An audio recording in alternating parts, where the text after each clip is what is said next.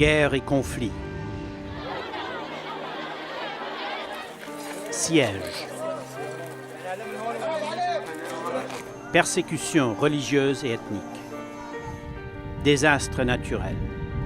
Insécurité sans relâche. Voici la nation des personnes déracinées, obligées de fuir leur foyer. À la fin 2013, ils étaient 51,2 millions, ce qui représente le nombre le plus élevé de personnes déracinées depuis la Deuxième Guerre mondiale. S'il formait un pays, celui-ci arriverait au 26e rang au niveau de la population.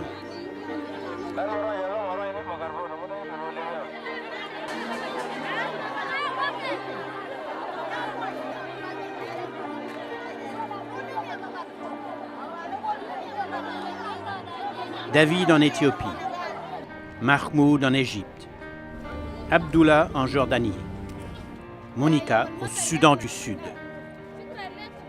Chaque jour en moyenne, chaque jour, 32 200 personnes ont été obligées de fuir.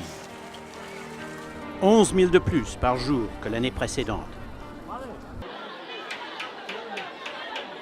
Et 18 000 de plus qu'en 2011. If we have, for the first time since the Second World War, more than 50 million people displaced by war or by persecution, it's because we are witnessing a multiplication of new conflicts in the world. And the global conflict generates global displacement. And at the same time, old conflicts seem never to die. Le drame de la Syrie. L'exode le plus important d'un pays depuis le génocide au Rwanda il y a 20 ans. À la fin 2013, le total des réfugiés syriens était 2,5 millions. Maintenant, ils sont plus de 3 millions.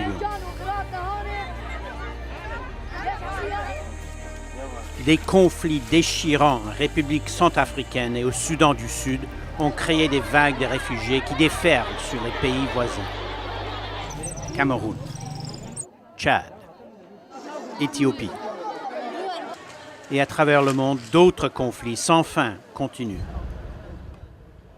Last year we had a mega crisis, Syria, with a dramatic humanitarian impact, millions of people displaced inside the country or fleeing the country to the neighboring countries, the physical destruction of Syria. But at the same time, we had Mali, Central African Republic, South Sudan. 50% de tous les réfugiés sont des enfants. Il s'agit du pourcentage le plus élevé depuis une décennie. L'exil est souvent brutal. L'état de santé de beaucoup d'enfants, après des semaines dans la brousse, frôle la mort. Certains, comme Ibrahim Moussa, attaqués par des rebelles en République centrafricaine à coups de machette, arrivent avec des blessures terribles. D'autres, comme Hala, 12 ans, doivent s'occuper de leurs frères et sœurs. Leurs parents, disparus ou morts. Des millions de réfugiés en exil, mais des dizaines de millions en proie au conflit à l'intérieur de leur pays.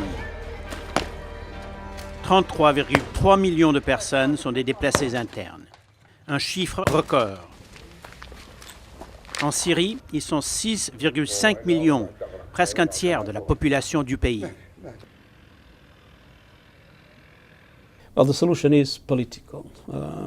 There is only one way to stop displacement is to stop conflict. It's to find peace. And that capacity is what it is lacking in today's world. But in between, people suffer. Le désespoir mène à des actes désespérés. La traversée du désert, l'exode en bateau, n'importe quoi afin de fuir. Presque 1,1 million de demandes individuelles d'asile ont été reçues par des gouvernements et l'Agence de l'ONU pour les réfugiés en 2013. C'est le chiffre le plus élevé depuis une décennie. Les chiffres augmentent, mais le nombre de ceux qui retournent chez eux diminue. Seulement 414 600 en 2013, un des plus bas chiffres depuis un quart de siècle. Et moins de 100 000 réfugiés ont été réinstallés de façon permanente dans de nouveaux pays. La marée de la misère monte. Pour la stopper, il faut de la volonté politique. Pour la renverser, il faut du leadership engagé et sensible. À travers le monde, la nation des personnes déracinées augmente.